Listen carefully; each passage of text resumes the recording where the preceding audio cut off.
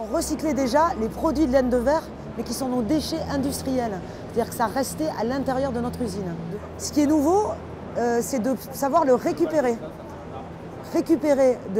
Sur des chantiers de démolition ou de construction, récupérer le déchet, ici le trier avec nos partenaires. On a apporté notre savoir-faire pour leur dire ce qu'on pouvait réintroduire dans notre installation de recyclage. Et ensuite, de faire toute la chaîne depuis la récupération, le remettre dans l'installation de recyclage et ensuite de la réintroduire dans nos fours et de fabriquer de nouveau du produit en laine de verre.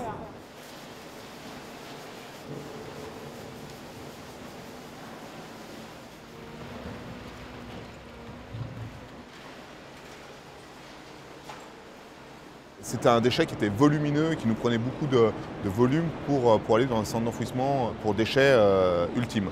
Aujourd'hui, c'est le fait de le mettre en balle et d'obtenir une solution de recyclage est intéressant à deux titres pour nous, c'est-à-dire qu'on optimise la phase transport, mais on optimise aussi le devenir du produit en trouvant une solution de recyclage. Aujourd'hui, sur les 300 000 tonnes qu'on collecte, on doit être pas loin de 92 ou 93% de déchets recyclés. La laine de verre était dans les fameux 7% qu'on n'arrivait pas à trouver de solution. Donc aujourd'hui, notre objectif est de tendre vers le 100% de recyclé ou le 100% de valorisé. Et la laine de verre nous aide, et cette nouvelle filière nous aide à remplir nos objectifs.